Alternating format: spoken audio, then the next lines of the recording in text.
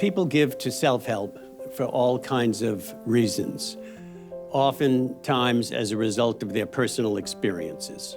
Ilse Melamid was sent to England on a kinder transport in 1930s. She is one of those individuals who gives because she was herself homeless and has become a great supporter of our real estate projects. Ilse has made the biggest contribution that Self-Help has ever received in order to support the development of affordable housing. It will not only support affordable housing, but also support the services that are in that housing. Ilse has been a member of the board of directors for many, many years. She recently joined the foundation board and also the Self-Help Realty Group. Ilse is always cheerful and has a smile, and so let's take a closer look at Ilse herself.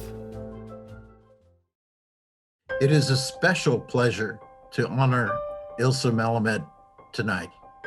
What a shame this has to be done in the virtual world.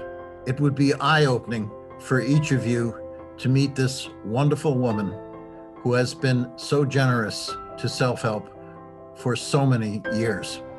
A bit about my childhood. I grew up in Vienna in a sort of middle-income family. My father had an interior decorating business, and it came as a big surprise to me that one day I was not welcome at the school I was attending as a 10-year-old child.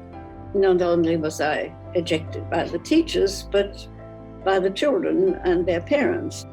And then it wasn't too long before the Nazis marched into Vienna. And shortly after that, my father was picked up and sent to Dachau. And my mother was left with little income and 2 children. I had a younger sister. I got a place on the kinder transport. And so in 1939, in July, I left. So the family was broken up. My grandmother, Ilse, survived the Holocaust. When she was 11 years old, she rode from Austria all the way north to the Netherlands and then into the UK. She was alone. She was without her parents and her younger sister. Ilse moved from place to place, never really having a home and longing for one. She did not live with her family, and I think that has given her a wanting to give back, given that she's able to make this kind of a gift to us. She knows what it's like to be homeless, and that is one of the reasons that she has been so generous with her donation to our group. My home is very important to me, and it's a sort of extension, if you like, of me, my personality. And, you know, it's more than a place to live. I think my grandmother started getting involved with self-help, obviously because of her own background, but also because of her husband, Alex Melamid, and his mother, Omizina, was involved in helping older age home folks who survived the Holocaust. I always had to work things out by myself, but I certainly, value self-help's supportive services in helping people to be independent and use the resources that exist.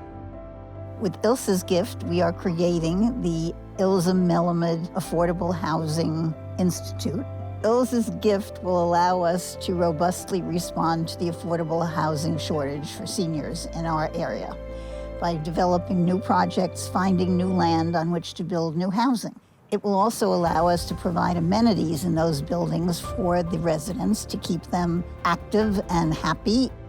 I'm now in my 9th decade of life, and I thought it was time I cleaned house, so to speak, and Self-Help's housing was part of that. I was motivated to give this gift because I know very well what it's like not to have a home.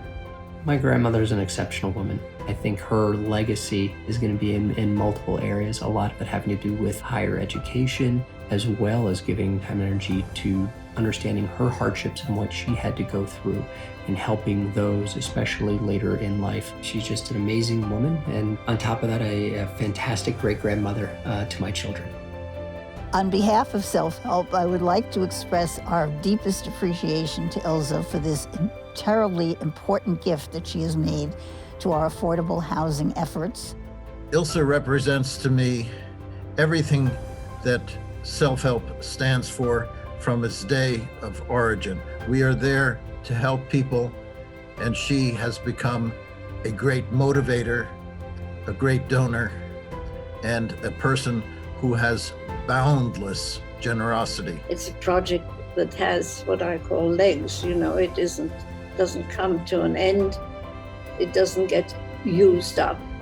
It really is a sort of perpetual thing. The Melamid Institute will stand as a tribute to the survivor population for whom this housing was originally developed. She is a beautiful personality.